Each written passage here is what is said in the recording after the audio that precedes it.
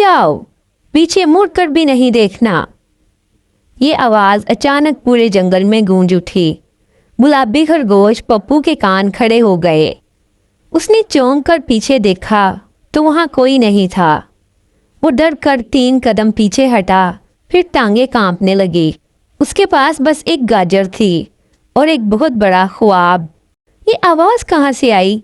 कौन है? पप्पू ने धीरे से पूछा। अचानक हवा में चमक सी फैली, रोशनी के छोटे छोटे कतरे घूमने लगे और उनमें से एक नन्ही सी तितली नमूदार हुई। लेकिन ये तितली आम तितली नहीं थी। इसके परों पर सोने की तहरीर चलती फिरती नजर आती थी, जैसे किताब के अल्फाज उड़ रहे हों, और वो बोल सकती थी। ओह, आखिरकार तुमने सुन ही लिया। मुझे लग रहा था मैं चीख चीख कर थक जाऊंगी, तितली ने परों को झाड़ते हुए कहा। पप्पू ने हैरत से गाजर गिरा दी। तितली? और बोलती भी हो? सिर्फ बोलती नहीं, बातों का तूफान बन जाती हूँ। तितली ने फखर से सीना फैलाया। मेरा नाम है टिट्टू, बातूनी टिट्टू। ये सुनकर पप्पू की आंखें मजीद फैल गई। तो फिर वो कौन चीख रहा था? टिट्टू ने हंसकर जवाब दिया, मैं ही थी। मैंने तुम्हें रोका क्योंकि तुम गलत जंगल में दाखिल होने वाले थे। वो जादुई जंगल है, वहां जाने से पहले इजाज़त लेनी पड़ती है। पप्पू ने डरते डरते पूछा, इजाज़त? किससे? टिट्टू ने परों को फड़फड़ाया और सरगोशी की। जादूगर दरख्त से। दरख्त भी जादूगर हो सकता है? पप्पू के मुंह से बेख्तियार निकला। ओह हाँ, टिट्टू ने आंखें घुमाई। इस जंगल में सब कुछ हो सकता है। यहाँ चूने के पत्तों पर चाय बनती है, बादलों से पनीर गिरता है और कभी कभी सूरज खुद छतरी लेकर घूमता है। पप्पू की आंखें चमक उठी। वाकई? क्या मैं भी देख सकता हूँ? टिट्टू ने मुस्कुरा कर कहा, देख तो सकते हो, लेकिन पहले एक सफ़र करना पड़ेगा, एक जादुई सफ़र, और शायद एक बड़ा सबक भी सीखोगे। पप्पू ने हिम्मत जमा की और गाजर उठाकर कहा, चलो मैं तैयार हूँ। यूँ उसका हैरत अंगेज, फनी, सबक आमोज और मज़ेदार सफ़र शुरू हुआ। टिट्टू तितली ने पप्पू को जंगल के अंदर ले जाते हुए खबरदार किया, याद रखना, यहाँ हर चीज़ के पीछे एक राज है और हर राज के आखिर में एक सीख।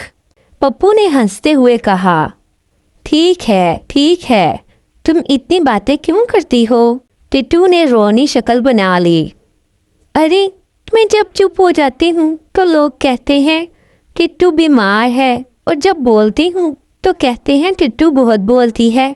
आखिर चाहती क्या है ये दुनिया? पप्पू हंस पड़ा।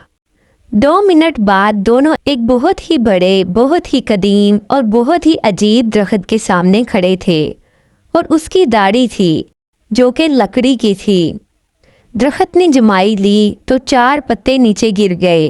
कौन है? दरख्त की गहरी आवाज़ गूंजी। टिट्टू आगे बढ़ी। जनाब, ये पप्पू है, गुलाबी खरगोश। इसे जादुई जंगल देखना है। दरख्त ने पप्पू को ऊपर से नीचे तक देखा। जादुई जंगल में दाखिल होने के लिए 3 शर्तें हैं। सच बोलना, मदद करना और गाजर अपनी मर्जी से बांटना। पप्पू ने फौरन गाजर पीछे छुपा ली। आखिरी शर्त क्या? ये तो नहीं। दरख्त हंस पड़ा। गाजर बांटने वाला हमेशा दोस्त बनाता है, और दोस्त ही सफ़र आसान करते हैं। टिट्टू ने सर हिलाया। हाँ पप्पू, कभी कभी थोड़ा देना बहुत कुछ वापस दिला देता है। पप्पू ने गाजर आगे बढ़ाते हुए कहा, ठीक है, मैं तैयार हूँ। दरख्त ने खुश होकर अपने पत्ते हिलाए। तो फिर जादुई सफ़र शुरू। अचानक नीचे की ज़मीन चमकने लगी, हवा खुशबू से भर गई और पप्पू के कान सीधे खड़े हो गए। पप्पू और टिट्टू एक नदी के पास पहुंचे, लेकिन ये आम नदी नहीं थी। इसके किनारे पर बोर्ड लगा था, खबरदार, ये नदी गाती है और जो बेसुरा हो उसे पानी में धकेल देती है। पप्पू ने टिट्टू को घूरा तुमने बताया क्यों नहीं? मैं तो गाना ही नहीं जानता, अभी सीख लो। टिट्टू ने कहा, मैं तुम्हें एक आसान नगमा सिखाती हूँ। उसने गला खंकारा और गाना शुरू किया। छिपकली पहनी धूप के चश्मे, खरगोश ले आया खुशी के तोहफे।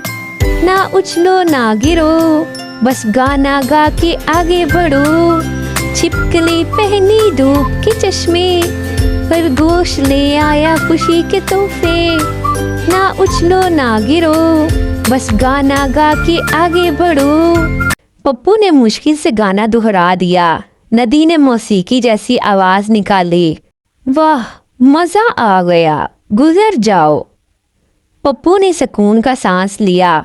हाय, मैं तो डर गया था। टिट्टू ने फख्र से कहा, देखा, मुश्किल वक्त में हिम्मत और थोड़ी सी हंसी बड़े काम आती है। आगे एक पहाड़ आया, लेकिन ये हंसता था। हा हा हा हा हा हा हा हा। पप्पू ने कान बंद कर लिए। ये क्यों हंस रहा है? टिट्टू ने जवाब दिया, जो भी इसके पास आता है वो उससे कोई मजाक पूछता है। अगर मजाक अच्छा हुआ तो पहाड़ रास्ता दे देता है, ना हुआ तो फिर हंसी का तूफान शुरू। पप्पू ने गहरा सांस लिया। चलो, कोशिश करता हूँ। वो पहाड़ के सामने खड़ा हुआ। पहाड़ साहिब, क्या पूछना है? पहाड़ ने मुस्कुरा कर कहा, बताओ, खरगोश ने कंप्यूटर क्यों खरीदा? पप्पू ने थोड़ी देर सोचा, ताकि वो क्विक की बजाय क्लिक कर सके। पहाड़ हंसी से कांपने लगा। हा हा हा, शानदार, गुजर जाओ। टिट्टू ने तालियां बजाई। शाबाश, देखा, कभी कभी जरा सी जहानत बहुत बड़ी दीवारें गिरा देती है। जंगल खत्म होते ही रोशनियों का एक शहर शुरू हुआ। छोटे छोटे सितारे इधर उधर उड़ रहे थे, जैसे बल्ब कीड़े। एक सितारा रोता हुआ पप्पू के पास आया। मेरा रास्ता खो गया है, मैं आसमान तक नहीं जा पा रहा। पप्पू झुककर बोला, मैं तुम्हारी मदद करता हूँ। टिट्टू ने हैरान होकर कहा, पप्पू, ये तो बहुत बड़ा काम है। दरख्त ने कहा था मदद करना, मैं वादा निभाऊंगा। उस सितारे को उठाकर एक छोटी पहाड़ी पर ले गया। अब उछलकर ऊपर जाओ, सितारे ने हंसते हुए कहा। शुक्रिया, तुम्हारी मेहरबानी याद रखूंगा। जैसे ही सितारा ऊपर गया, आसमान चमक उठा। अचानक पूरे शहर ने मिलकर कहा, पप्पू, तुमने हमारा साथी लौटा दिया, हम तुम्हें जादुई तोहफा देते हैं। एक सितारा नीचे उतरा और गाजर में बदल गया। मगर ये जादुई गाजर थी, उसमें रोशनी थी, ताकत थी और खुशबू भी। पप्पू हैरान रह गया। टिट्टू ने आहिस्ता से कहा, देखा, देने वाला कभी खाली हाथ नहीं रहता। सफर के आखिर में पप्पू और टिट्टू फिर जादूगर दरख्त के पास पहुंचे। दरख्त ने पूछा, तो पप्पू, क्या सीखा इस सफर से?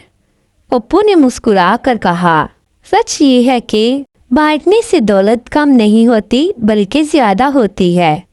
दूसरों की मदद करने से रास्ते रोशन होते हैं। हिम्मत और मज़ाक से मुश्किल सफ़र आसान हो जाते हैं। और सबसे बढ़कर दोस्त साथ हों तो हर सफ़र जादुई होता है। दरख्त ने खुश होकर अपने पत्ते हिलाए। शाबाश, तुमने जंगल का असल जादू सीख लिया। टिट्टू ने कहा, तो अब क्या करोगे पप्पू? पप्पू ने चमकती गाजर उठाई। ये जादूगर ले जाऊंगा ताकि मेरे गांव के बच्चे भी सीखें कि दूसरों के लिए कुछ करना सबसे बड़ी बहादुरी है। और दोनों खुशी खुशी वापस रवाना हुए। रास्ते में टिट्टू ने कहा, पप्पू, अगली बार जब सफ़र करेंगे तो कम बातें की जाएं या ज़्यादा? पप्पू ने हंसते हुए जवाब दिया, टिट्टू, तुम तो जितनी भी बातें करो कम ही लगती हैं। और जंगल फिर कहकहों और रोशनियों से गूंज उठा। ये कहानी हमें ये सबक सिखाती है कि जो मिलजुल कर रहते हैं वो हर मुश्किल को खेल बना देते हैं। दोस्ती और इत्तेहाद हमेशा खुशी लाता है। और खुशकिस्मत वही होते हैं जो दूसरों की मदद करते हैं।